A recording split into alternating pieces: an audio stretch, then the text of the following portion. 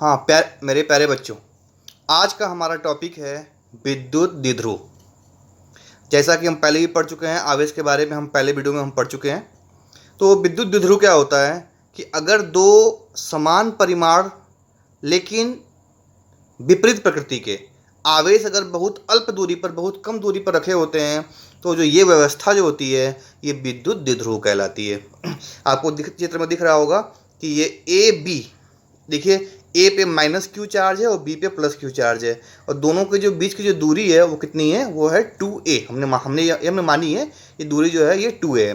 तो अगर देखिए ध्यान से, क्यू दोनों आवेश क्यू है, दोनों का परिमाण बराबर है लेकिन चिन्ह दोनों का अलग अलग है। तो इस प्रकार अगर दो समान परिमाण के लेकिन विपरीत प्रकृति के अगर दो आवेश बहुत ही कम दूरी पर रखे होते हैं तो ये व्यवस्था जो होती है ये विद्युत द्विध्रुव कहलाती है। तो इस प्रकार इस चित्र में ए बी जो है वह एक विद्युत द्विध्रुव है जिसका केंद्र जो है ओ है। अच्छा, ए से लेके बी की दूरी 2a है, अर्थात ए से ओ की दूरी या ओ से बी की दूरी जो होगी वो स्मॉल ए के बराबर होगी। अच्छा, और जो ये ए बी रेखा है इसे हम कहते हैं अक्ष रेखा। ये हम जैसे मैंने यहाँ पे लिखा हुआ है ए बी जो है ये क्या है, अक्ष रेखा। तो अगर हम इस ए बी लाइन पर अगर हम आगे बढ़ते रहें तो इसे हम विद्युत द्विध्रुव की अक्षीय अवस्था कहते हैं। और अगर जो विद्युत द्विध्रुव का जो सेंटर है ओ, अगर हम इसके लंबवत ऊपर या नीचे बढ़ते हैं तो उसे हम विद्युत द्विध्रुव की निरक्षीय रेखा कहते हैं। इसके बारे में अभी हम लोग आगे पढ़ेंगे। हमारा अगला टॉपिक है विद्युत द्विध्रुव आघूर्ण। इसको हम स्मॉल पी से डिनोट करते हैं। किसी विद्युत द्विध्रुव में किसी एक आवेश के परिमाण और उन दोनों आवेशों के बीच की दूरी के गुणनफल को विद्युत द्विध्रुव आघूर्ण कहते हैं। इसे स्मॉल पी से निरूपित करते हैं। स्मॉल पी बराबर एक आवेश का परिमाण और इनटू आवेशों के बीच की दूरी। तो इसको हम स्मॉल पी से करते हैं। तो जैसे इस विद्युत द्विध्रुव में आवेश का परिमाण q है और दूरी इनके बीच की माइनस क्यू और प्लस क्यू की जो बीच की दूरी है वो 2a है। तो इस प्रकार विद्युत द्विध्रुव आघूर्ण P बराबर हो जाएगा Q इंटू 2a। हमें पता है आघूर्ण जो होती है वो एक वेक्टर क्वांटिटी है, तो इसको हम वेक्टर रूप में लिखेंगे P वेक्टर बराबर Q इंटू 2a वेक्टर। अच्छा, यहाँ पर मैं एक बात आप लोगों को जरा समझाना चाहता हूँ कि यहाँ पे मैंने बताया था कि जो 2a है वो a और b के बीच की दूरी है, जबकि दूरी जो होती है वो अदिश राशि है, सदिश राशि नहीं होती। लेकिन आपको दिख रहा होगा यहाँ पे 2a पे मैंने वेक्टर लगाया हुआ है। तो हमें पता है दूरी जो है अदिश राशि है लेकिन विस्थापन जो है सदिश राशि है। इसका मतलब हम ये मान सकते हैं कि जो आवेश है माइनस क्यू आवेश जो है उसको मान सकते हैं कि वो प्लस क्यू से 2a दूरी पर विस्थापित हुआ है, या हम ये मान सकते हैं कि जो प्लस क्यू आवेश है वो माइनस क्यू आवेश से 2a दूरी पर विस्थापित हुआ है। यानी अगर हम 2a को अगर हम विस्थापन माने तो हम विद्युत द्विध्रुव आघूर्ण को P वेक्टर बराबर हम लिख सकते हैं Q इंटू 2a वेक्टर। तो ये हमारा हो गया विद्युत द्विध्रुव आघूर्ण। अब हमें ये पता करना है कि किसी विद्युत द्विध्रुव के कारण विद्युत क्षेत्र कितना होता है, एक बार अक्षीय अवस्था में और एक बार निरक्षीय अवस्था में। ये दो डेरिवेशन है जो आपके बोर्ड एग्जाम के लिए सबसे ज़्यादा इंपॉर्टेंट है। इस चैप्टर में सबसे ज़्यादा एग्जाम में यही पूछता है और ये आते हैं 3 मार्क्स के। तो सबसे पहले मैं आपको बता रहा हूँ विद्युत द्विध्रुव के कारण विद्युत क्षेत्र अक्षीय अवस्था में। जैसा कि मैंने ऊपर बताया कि जो विद्युत द्विध्रुव की अक्ष है ए बी, अगर हम इसी दिशा में आगे बढ़ें तो उसे हम अक्षीय अवस्था कहते हैं। अब जरा नीचे के दिए गए चित्र पर ध्यान दीजिए। ए बी एक द्विध्रुव है, ए पर माइनस क्यू चार्ज, बी पे प्लस क्यू चार्ज, इनके बीच की दूरी जो है 2a। तो सेंटर ओ है तो ये दूरी a होगी, ये दूरी a होगी। इसके सेंटर से स्मॉल आर दूरी पर, आपको दिख रहा होगा स्मॉल आर दूरी पर एक बिंदु P है जिस पर हमें विद्युत क्षेत्र की तीव्रता ज्ञात करनी है।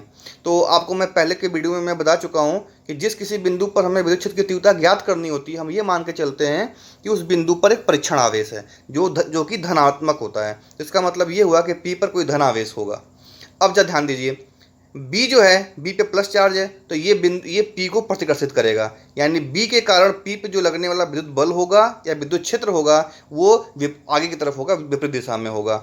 जबकि माइनस Q जो है वो बिंदु P को आकर्षित करेगा, इसलिए A की वजह से जो विद्युत क्षेत्र होगा EA वो आगे की तरफ होगा। तो इस प्रकार आपको दिख रहा होगा कि बिंदु P पर दो विद्युत क्षेत्र काम कर रहे हैं, B के कारण EB आगे की तरफ और A के कारण EA पीछे की तरफ। अब ध्यान दीजिए, हमने फॉर्मूला पढ़ा है ई बराबर होता है 1/4πε0 Q बाई आर स्क्वायर। तो यहाँ से ई बी हो जाएगा 1/4πε0 Q बाई आर माइनस ए का स्क्वायर। क्योंकि देखिए ध्यान से, बी से जो पी की दूरी होगी, सेंटर से दूरी आर है, तो और ये जो दूरी है ओ से बी, ये ए है, तो बी से जो पी की दूरी हो जाएगी वो आर माइनस ए हो जाएगी, और ए से जो पी की दूरी होगी वो आर प्लस ए हो जाएगी। तो ई बी बराबर हो गया 1/4πε0 Q बाई आर माइनस ए का स्क्वायर। उसी तरह ई ए हो गया 1/4πε0 Q बाई आर प्लस ए का स्क्वायर। अच्छा, अब यह ध्यान दीजिए, ई बी और ई ए दोनों की दिशाएं विपरीत हैं, तो इसलिए जब पी पे जो परिणामी विद्युत क्षेत्र होगा वो हो जाएगा ई बी माइनस ई ए। यहाँ पे आपको बता दूं कि बिंदु बी जो है वो पी के ज़्यादा पास है, इसलिए ई बी की वैल्यू ज़्यादा होगी, और ई ए चूँकि दूर है बी की तुलना में, इसलिए ई ए का मान कम होगा। इसलिए मैंने यहाँ पे लिखा ई बराबर ई बी माइनस ई ए। ध्यान दीजिएगा, यहाँ पर मैं ई बी और ई ए का परिमाण ले रहा हूँ, इसीलिए मैंने आवेश क्यू दोनों केस में मैंने प्लस माने हुए हैं। परिमाण में हमेशा धनात्मक लेते हैं। अब देखिए, तो परिणामी ई बराबर हो गया ई बी माइनस ई ए। तो ई बराबर इन दोनों को घटाएंगे तो देखिए इसमें Q बाई 4πε0 कॉमन हो गया, ये हो गया 1/r माइनस ए का स्क्वायर माइनस 1/r प्लस ए का स्क्वायर। आगे फिर मैंने इसको सॉल्व किया, नीचे एलसीएम लिया, ऊपर आ गया r प्लस ए का स्क्वायर, नीचे माइनस r माइनस ए का स्क्वायर। इसके बाद से फिर आगे बढ़ते हैं। फिर देखिए ई बराबर Q बाई 4πε0, ऊपर मैंने a प्लस बी के होल स्क्वायर से इसको सॉल्व किया, तो ऊपर जो फाइनली हमारी वैल्यू आ रही है 2 × 2ar, नीचे आ रहा है r स्क्वायर माइनस ए स्क्वायर का होल स्क्वायर।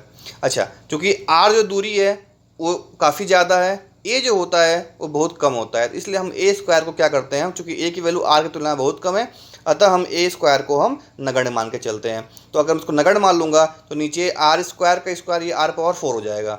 ऊपर हो गया Q by 4πε0 2 × 2ar upon r power 4। इस आर से पावर 4 कैंसिल होगी, नीचे बचेगा आर क्यू।